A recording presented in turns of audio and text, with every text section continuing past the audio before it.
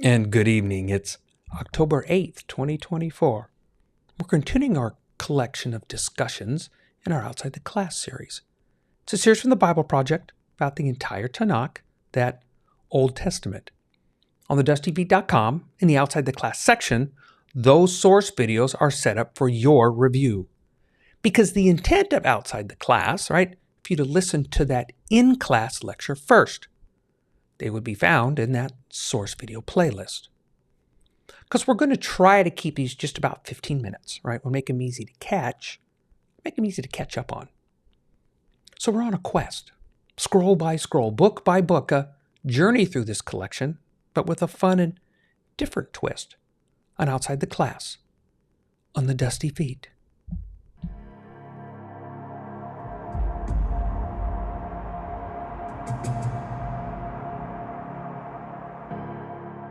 And before we forget, if you do find these kinds of podcasts useful, that's when you click the subscribe button.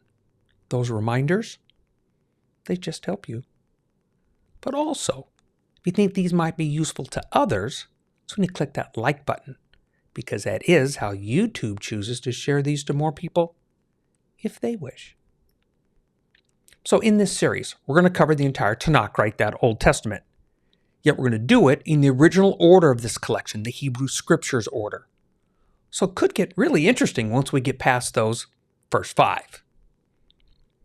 Just remember, the videos we're going to be discussing, they're just the tip of the iceberg. They're part of a learning series that I highly recommend. They can all be found on the Bible Project website. Link is in the description. So we're going to ask many questions about all kinds of things, but answers? We'll see. Numbers, Bamidbar. This is our part 1. So again, we must remember that from Exodus chapter 19 through the entire scroll of Leviticus into the beginning of Numbers, we're at one location. We're at Mount Sinai's base. So this particular scroll is Bamidbar, or Numbers. At least at the beginning, the first 10 chapters, we're still here. Where we've been. We will talk about more instructions, because in that light, we want to ensure that we cover what Tim mentions in this video. So remember, at the beginning, they're going over the overview, and Tim brings up a point that they've, again, still at Sinai, and he mentions their rebellion towards him, not wanting to follow the instructions in that famous golden calf incident.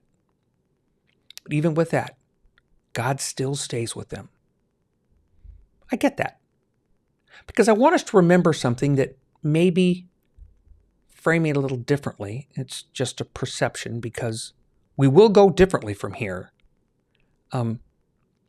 So I kind of want us to think about this as we move. And it's about how, despite their failure, God stays. I mean, when I think God stays with us, regardless of where we are, God is there. We do have some examples. We have stories that show that get us there. They'll just take us sometimes to uncomfortable places. Because eventually they'll show us, hey, God says, I do expect behavior. And if that behavior isn't done, then we have some consequences for not behaving correctly. But it's not like God says, look, if you don't follow me, then I want nothing to do with you. I think it's the opposite. He says, I'm with you. We're going to work through this. We're going to learn, and I'm going to teach you. It could be framed differently. Maybe it's just how it hits me. Still, despite our failure, God continues to want to be with us. He wants to connect with us. He's looking for connection. He's not looking for excuses to disconnect. But again, this is different from any other God. This God wants that desperately. He yearns for it. We see that as we're here in the beginning into this scroll of Numbers. Because Tim mentions that this book is in stages as they travel. So the beginning, we're still at the base of Sinai, and then we've been here for a year. This is the kindergarten, maybe elementary school, because we're digging deep in those elementary school years because God then says, okay, time to leave. We've had some hiccups, but now it's time to move towards the land. It's interesting, he has given them this constitution, along with maybe a Declaration of Independence. He handed them this and is going, okay, this is how my nation will be seen, what that will look like. Because it's interesting if you take this bizarro world perspective. I mean, just pause, work with me through this. Every country is reflected by its constitution, in its constitution. I know some countries have different words for that particular document, but it's a founding document. It's the tone for everything else. I mean, the Constitution doesn't cover every law in every area, right? State, city, town, village. But it does say this is how this nation is going to run, what it's going to look like. Okay, I'm not here to debate whether we're going, how we've drifted. This is not our purpose here, right? Not for us regarding the good old US of A. I want to stay on task. We're talking about the purpose of a constitution, what our constitution is, and so the laws and the instructions that's going to follow, they'll all be based on this. They'll all be framed in this. So God's given them this set of instructions by which to live, these everyday life things. This is everyday life where they will be in the land that he's now guiding them to as we get the end of 10, because now we're moving. That transition, that travel time, we get to the wilderness of Paran, where at this point, now, he says, regarding your actions, we're going to deal with them as we going to be subject to these very set of instructions. Because these are life-giving. These are life-protecting. It's a very focused set of instructions. I don't know where we lost that the law is terrible, that the law is death. Yet when we look at it, it's the opposite. In the scroll from Moses' mouth, in that scroll, from God's mouth to Moses' ears, to his quill and parchment, God calls it life-giving, a life-blessing. Not following the Tao's set of instructions leads to death. Not living them. It's not living them. Make sense? So now, as they wander through the desert, we're going where God is he's guiding them. He's literally guiding them. A pillar of smoke, a pillar of fire. He's leading them towards this land. So in the beginning, we even had instructions on how God wanted you to organize yourselves. This is how you're going to look on this field trip. This is how we're going to stay organized. This is how we're going to stay safe. So that next set of instructions makes sense, that in the ritual purity. This is how you're going to keep clean in that camp. Makes sense. God's very interested in their safety and their lives. Because this isn't about sitting on a mountaintop with your fingers out and going, that kind of life. This is everyday life. This is essential because I want you healthy and clean. So when we use the words ritual purity, when you get to go back and look at them, take the time. Look at them. Please read. Look at them. And find anyone that would say, oh no, that's a bad call. I think often you'll find it's the opposite. So we get laid out a set of a safe space that God wants them to be in, just as he wants the tribes placed out. Okay, I've seen different drawings on this. We have different graphics for this. I appreciate that very, very much. I've seen many different ones, and I get it. Because when you're reading words, you're trying to build a picture. Well, sometimes that can look opposite, right? You know where we say a picture paints 1,000 words? and I'm looking at one thing, I could use a word, 1,000 words to describe it. We don't often see it because it seems like a simple task, but now it's the opposite. You need 1,000 words to vividly describe what you're looking at. And still, then again, somebody standing next to you will look at that and, in their mind, see it a little different, come up with their 1,000 words. But what interests me the most is that this is very practical for them. I mean, they can sit in, we can debate the area's appearance and the different layouts. I've seen different tabernacle designs, but we have here, they know what this looks like, regardless of what pictures we draw, right? They know what this looks like. They get it right. Whether it's just squared or it's that these people are in this space and they're doing their little thing in their space and God says, this is how I want you to lay it out. This is how I want you to protect yourself. This is how I want you to be clean. I want you to be clean because then you won't have any problem coming to me clean if you're already clean. Because when I read these, funny thing hits me sometimes is that this is what they're going to be. This will be their everyday life for as long as they live, for as long as they think to understand.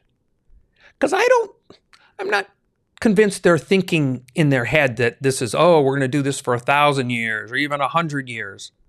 I think this is just their everyday life. This is what it's going to look like now, what the people around them are going to look like. You know, when my wife and I, we travel around, and we do this all the time when we're out and about. We're in a different country. We're looking around. And I'll say to her all the time, you can ask her, I always look for the everyday life view. Because sometimes it takes me out of that touristy area sometimes, and I'll look and see what everyday life might be like. Seeing that real everyday life can sometimes be tricky, because I'm often not there long enough to know what everyday life is, because I'm not living in that community. I'm not there for any length of time to actually get an honest judgment on everyday life. I'm just seeing what I think it looks like. I mean, even if you were, and I've seen people on, say, mission trips where they go for a week or 2 weeks to do some good. Let's remember, I'm saying, and do some good, some very good. Don't forget that. But in those few weeks, you might get the flavor, almost like the smell. It's not even a full flavor of what everyday life is over there over length of time, over a longer lifetime length of time. Yes, there are those in missionary status where they've been there for years. They're ingrained in that everyday life, and they try as best they can to give you a glimpse, a better taste, a better flavor of what everyday life is. But that everyday life can be very different from where the people visiting to do good come from. But these children of Israel, they've been in Egypt for as long as they can remember, right? There's this span of those in this story told of this time in the past. Still, everything that they've wrapped around, what they're doing is everything's wrapped around the thought of where they were and how it was, and now how God is saying, this is going to be different. Because I'm reminding you of my promises to your forefather, Abraham, right? I took you out of Egypt, established you as a nation, gave you the Declaration of Independence and Constitution. So how are you going to look different? Because we already heard it. We're going to continue to hear it, and we're going to hear it again. It's repeating that they're supposed to look different from the nations on the outside looking in. I just think it's different from how we usually tend to think of things. You know what's interesting? Again, because I kind of want to get away from them to us. So they've been there a year. So they've been away from Egypt, ballpark, a year and some weeks, whatever it took for them to get there. But they're still at the base of Mount Sinai, and they're getting ready to leave. They're moving. But for us, today, I mean, we're already 3/4 of the way through 2024. This year seems to have just flown by. I guess I'm not surprised. But how's that New Year's resolution going for those that follow that tradition? I mean, change, that can be challenging. So I think they are in a very relatable situation, because it's really not been that long to affect that change really to take effect. And even more, to embrace it. I mean, having been told that the dual pillars will be their guide, because I can only imagine them. I mean, it starts moving. It's time to pack up. It's time to get going.